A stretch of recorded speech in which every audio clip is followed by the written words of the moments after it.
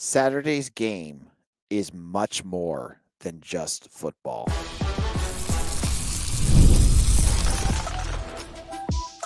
You are Locked On Boston College, your daily podcast on the Boston College Eagles. Part of the Locked On Podcast Network, your team every day. Hello, everyone, and welcome. This is Locked On Boston College, your team every day. I'm your host, AJ Black. I'm the editor and publisher of Eagle Insider, part of the 247 Network. Thank you all who have locked yourself in to Locked On BC by subscribing and giving us a 5-star review wherever you get your podcasts. Today's episode is brought to you by 5 Hour Energy. Go to 5hourenergy.com and use promo code LOCKEDONCFB to receive 20% off your order. Time to turn the page on Mizzou, and I want to get serious here just for a little bit, because the purpose to start this episode is to kick off this week against Michigan State. And yes, it's a football game. And yes, it's a big game that's sold out, which is crazy because I can't remember the last game BC really has been sold out. It might have been 2021 against Mizzou. But there is obviously going to be a big atmosphere. And the big atmosphere is amplified because it's one of the, I think, the most special traditions that has started in college sports, which is the Red Bandana Game. And the reason I want to talk about this, because if you're a Boston College fan for a while, this stuff is old news to you. If you've watched the documentary on ESPN, you know about the story. If you've gone to a game, you've seen the package that they put together every year, or seen Wells's mom. The reason I want to bring this up is because we're getting further and further away from 9/11. It's now 23 years later.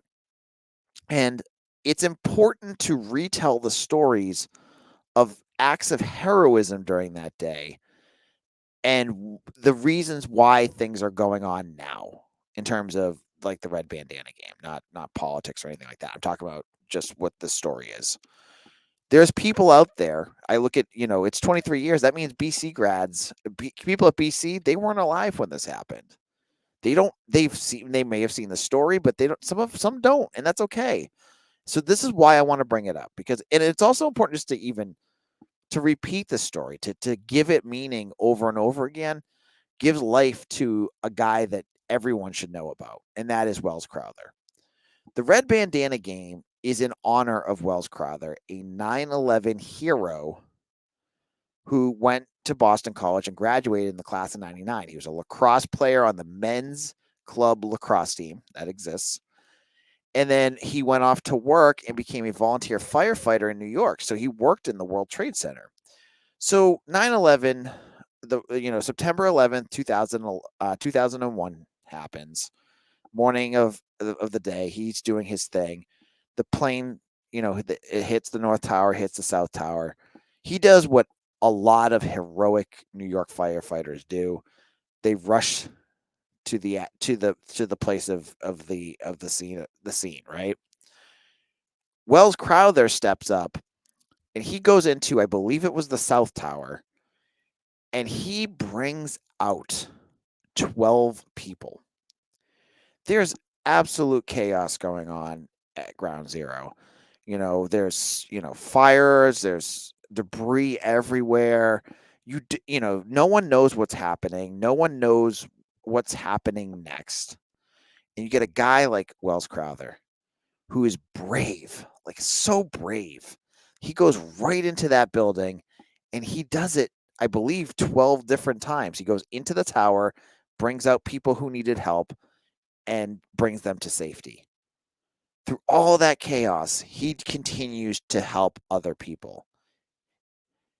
He does it, and then if you know what happens next, he goes in one last time, and the buildings fall, and he, unfortunately, he perishes. But his spirit and what he did, the way that he went in to help other people, was heroic in itself. And the reason why it's the Red Bandana, the reason why we have this game on Saturday wearing those uniforms, is because when Welles went into that tower, he always had a red bandana. His mom knew when she heard the stories of people retelling, That was my son Welles, because the people would say there was this firefighter that came up and he had a red bandana over his face. He was using it to, cover himself from the probably awful smoke that was in that building. But that's how people knew who it was. And it was, it was a telltale sign to Wells's parents that that was him. They knew it was him.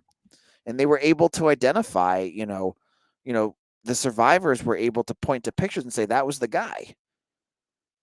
So now, we look at him. We look at Welles as a guy who lived, breathed, and his essence is men and women for others, the motto of Boston College. If there's another person out there that has embodied it better than Welles, it's hard to find. I'm sure there are, but he is one that you can point to and say, that right there, that's a Boston College person.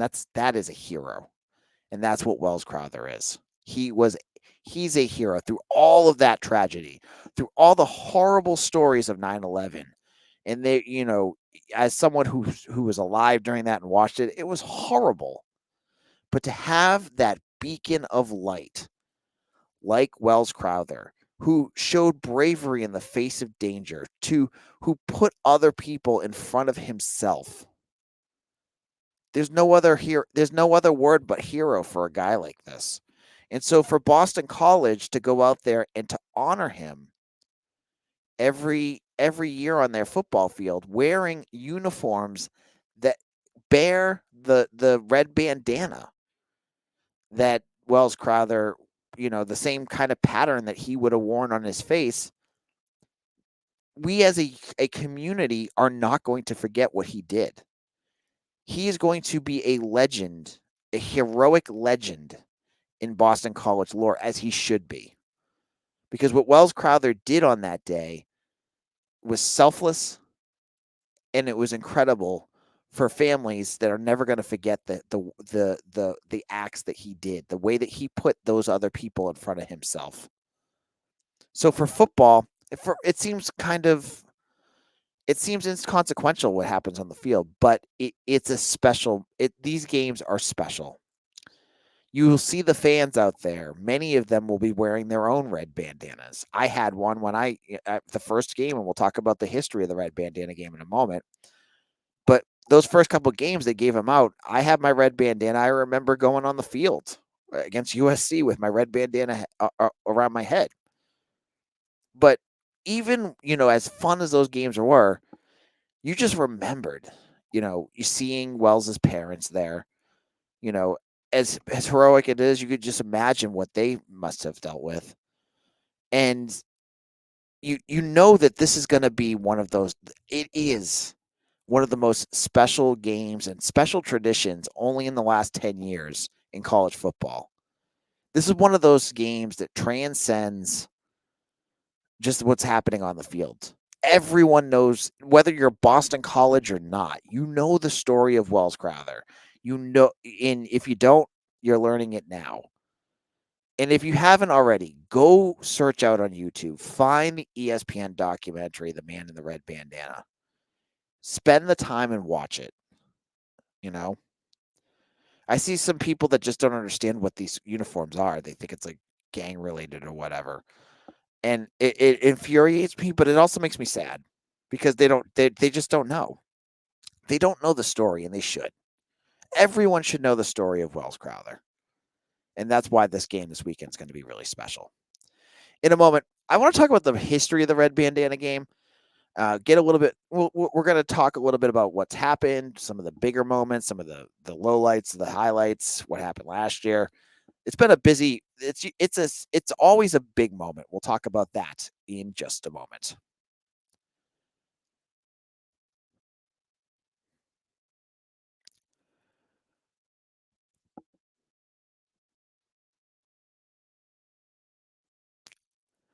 Hey, Boston College fans, have you heard about ROY? It stands for Return on You, and it's a new platform that lets you, the fan, get involved in NIL like never before by making contributions directly to your favorite athletes. By supporting players directly, you can help shape rosters, retain talent, and keep your favorite athletes out of the transfer portal. As you all know, NIL has changed the game for athletes. Roy changes the NIL game for fans. You get exclusive content access. When fans contribute to a successful campaign, they receive access to exclusive content from the athletes, such as their announcement decision, behind the scenes footage, and other personal reflections, all of which are available only to the fans who support the athlete. There's no risk contribution. Fans' contributions are securely held, and are only distributed if the athlete makes a decision that aligns with the fan support. If not, the money is returned to the fan. Download Roy for iOS or Android and enter referral code Locked On, and you'll automatically be entered in a sweepstakes to win $5,000 cash. Just join Roy.com for additional details. No purchase necessary, void where prohibited. Get the Roy app for iOS or Android. Start making an impact for your favorite team. Use referral code Locked On for an opportunity to win $5,000 cash. Join Roy.com for more details. No purchase necessary, void where prohibited. Get off the sidelines and into the NIL game with Roy.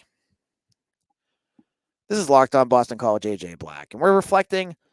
We're going to get into the Red Bandana game. Now, every year since the USC game in 2014, Boston College has played in the Red Bandana game.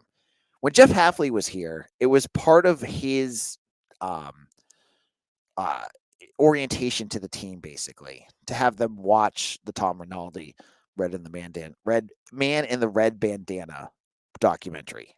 He made it very personal, and I'm assuming Bill O'Brien's going to have a very similar reaction to that when we hear about it on Tuesday at his press conference. But this game has gone on for a while, and to start it off with USC, arguably one of the most special games in Boston College history.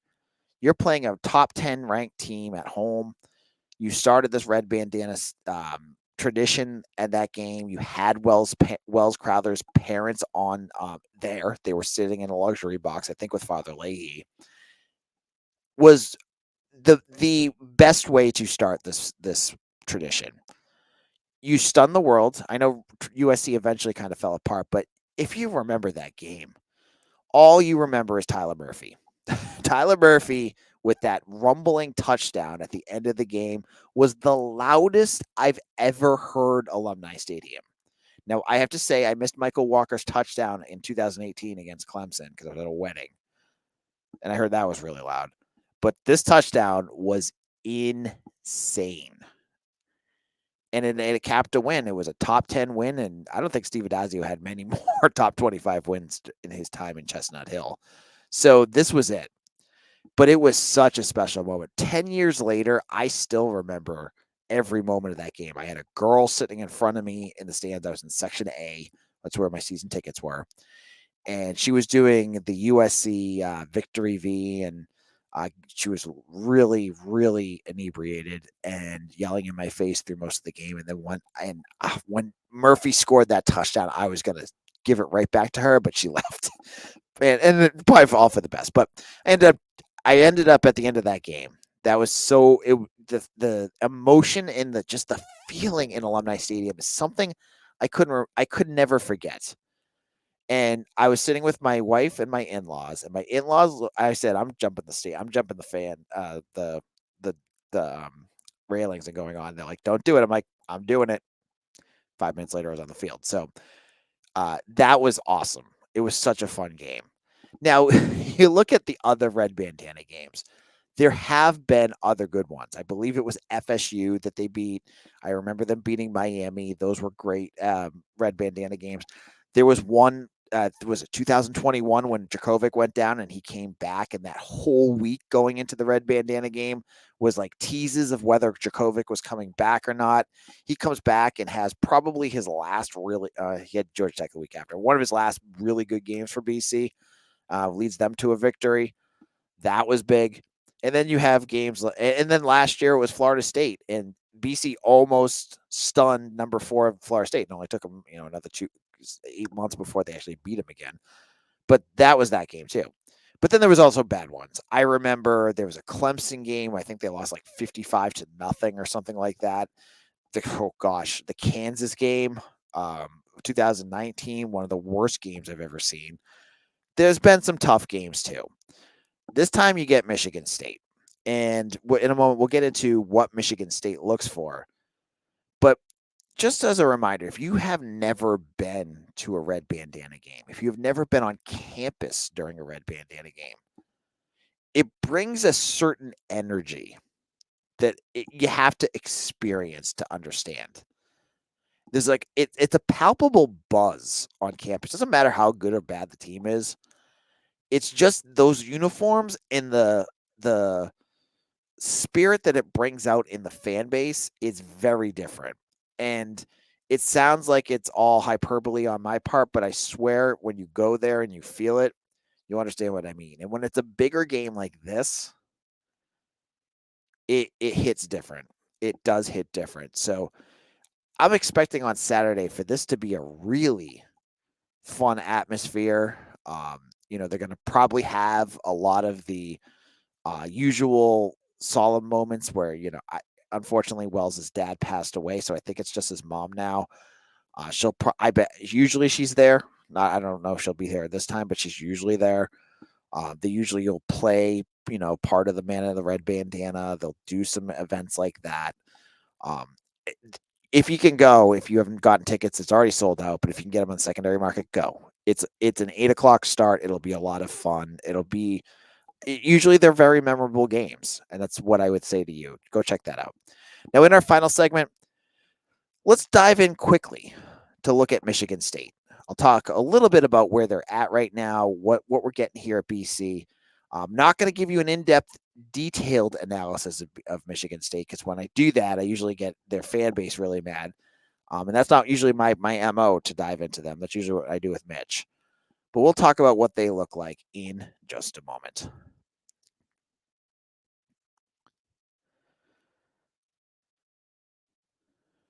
You've heard us talk a lot about FanDuel, America's #1 sportsbook. Well, we have something a little different for you now. Now through September 22nd, all FanDuel customers can bet $5 and get a 3-week free trial of NFL Sunday Ticket from YouTube and YouTube TV. I've been using FanDuel a ton since the start of the college and pro football season.